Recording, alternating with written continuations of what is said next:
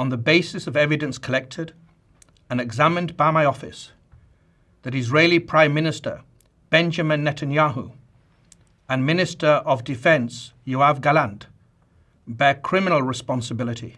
The International Criminal Court have now applied for arrest warrants as it relates to both October 7th and the reaction from the Israeli government post October 7th. So in this video, I'm going to break down this announcement with a few clips from the announcement, as well as an expert opinion on how this may actually apply, practically speaking, the actual impact of this. But first here, to be clear on what this announcement is and what it isn't, this is an application for an arrest warrant. It is not an issuing of an arrest warrant. So prosecutor seeks arrest of Israeli and Hamas leaders. So again, applied for arrest warrants. There's going to be a process that will take place now. ICC judges will now decide whether they believe the evidence is sufficient to issue arrest warrants, something which could take weeks or months. Let's get to the first part of the announcement here, where the ICC is discussing their application for an arrest warrant as it pertains to leaders within Gaza. On the basis of evidence collected and examined and analysed by my office, I have reasonable grounds to believe that 3 senior leaders of Hamas, Yahya Sinwar, Mohammed Daif, and Ismail Haniyeh, bear criminal responsibility. All right, so this part of the announcement is less newsworthy simply because there has never been a dispute as to what took place on October 7th. I mean, to be clear, there has been a dispute about some of the acts simply because of the amount of propaganda that was spewed on October 7th. But in terms of the actual attack, there's never been a dispute about the attack. And they go on to announce the various acts here, including taking hostages, torture, other inhumane acts as a crime against humanity. So this is the list of what they're being, what the application is for.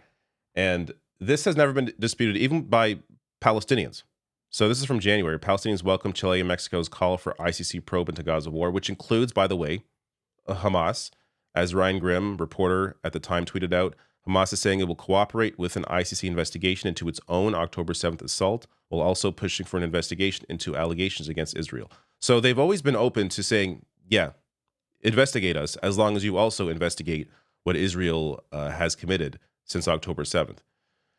Hamas has been asking for this to happen since 2015 and expressed, which applies to apartheid and, again, the ongoing war crimes that Israel committed well before October 7th, and expressed their readiness to be taken to trial over October 7th months ago. So they've been open to this entire investigation this entire time, whereas the Israeli government has not. That's why the announcement about this announcement here about Israeli leadership and the application for their arrest is more significant, simply because they have been attempting to dispute what they're actually doing.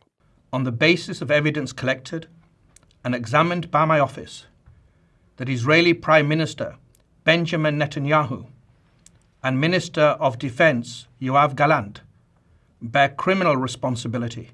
It's alleged that these crimes were committed in the context of the ongoing armed conflict and as part of a widespread and systematic attack against the civilian population of Gaza, pursuant to a state policy.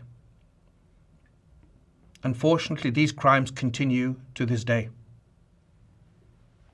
My office submits that these individuals, through a common plan, have systematically deprived the civilian population of Gaza of objects indispensable to human survival.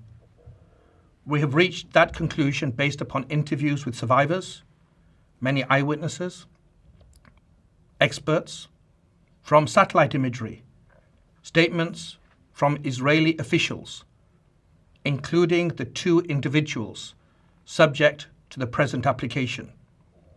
Now, this is significant because this isn't simply, an attack on a day or, a couple days or a week. This is ongoing to this day as a matter of state policy.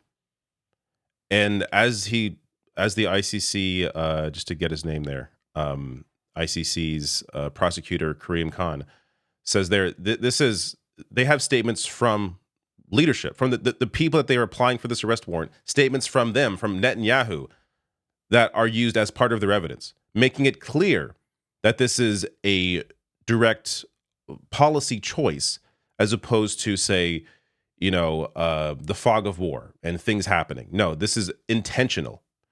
Now, these are this is the list here.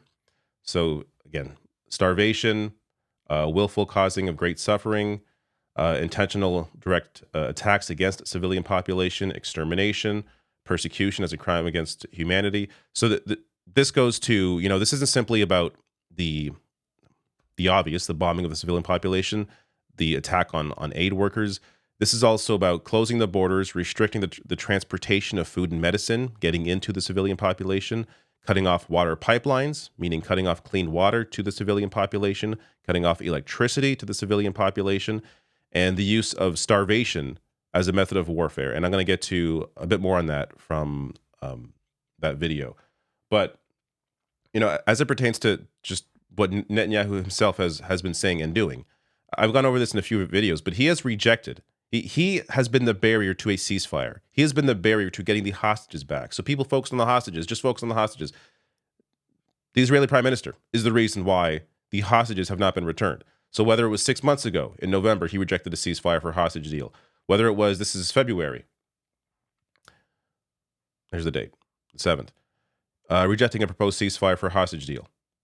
And this is from Haaretz. This is an Israeli newspaper. Their analysis here. Netanyahu hoped Hamas would reject the ceasefire offer. When it didn't, he turned to sabotage. Then this is about the most recent ceasefire offer. Israel's criminal defendant prime minister, more focused on saving his incompetent far-right government than saving the hostages who have spent 7 months trapped in Gaza, is doing everything he can to torpedo Israel's last and best chance at bringing the hostages home. So it's been very clear from Netanyahu's own actions that this has been intentional. Now, this gets to, again, the focus here on starvation. The tragic effect of the use of starvation as a method of warfare against Gaza's civilian population is acute, it's visible, and it's widely known, and it's confirmed by multiple witnesses and victims, including local and foreign medical doctors. That starvation has caused and continues to cause deaths, malnutrition, dehydration, and profound suffering among the population. Famine is already present in some areas of Gaza, and it is imminent in others.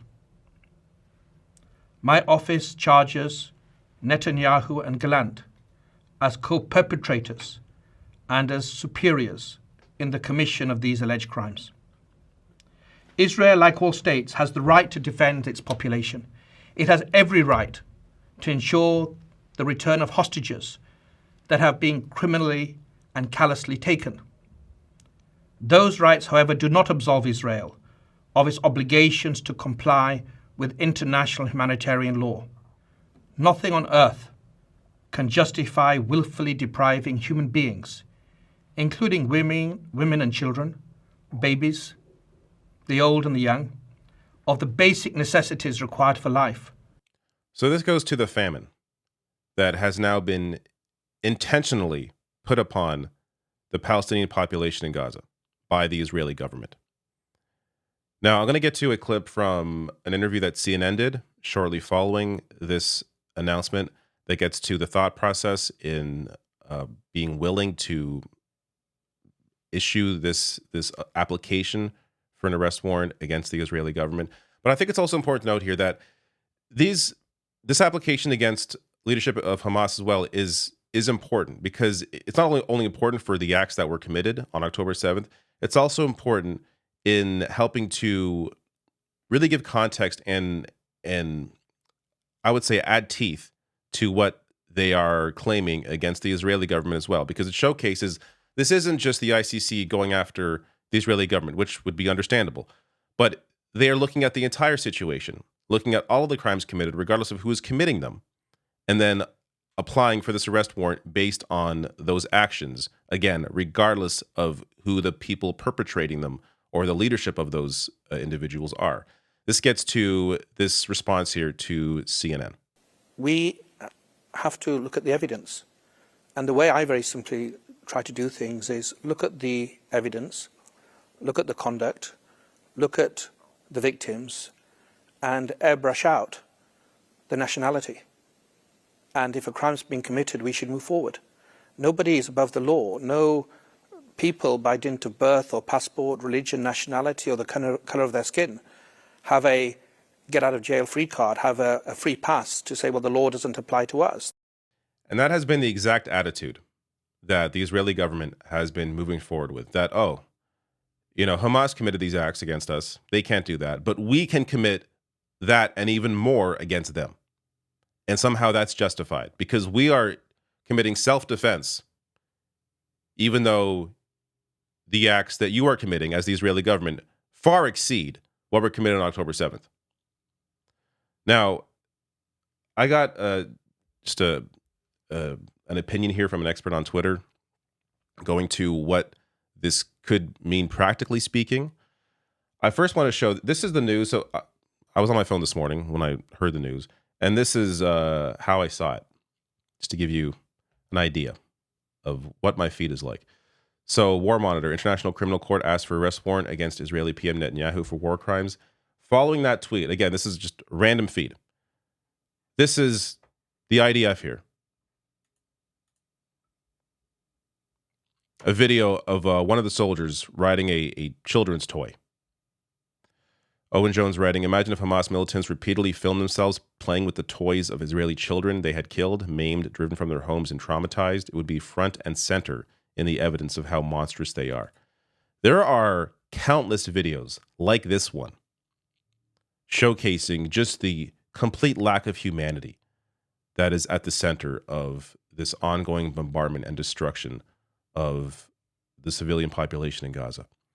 Now, Heidi Matthews, law professor here, did a great breakdown, a tweet thread. I'll link to it below the video under sources on YouTube.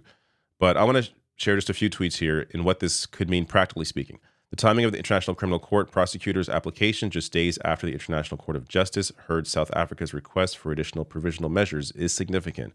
We will now see these two institutions working in parallel. So a few months ago, I covered the International Court of Justice and their claims of there likely being a genocide being committed in Gaza.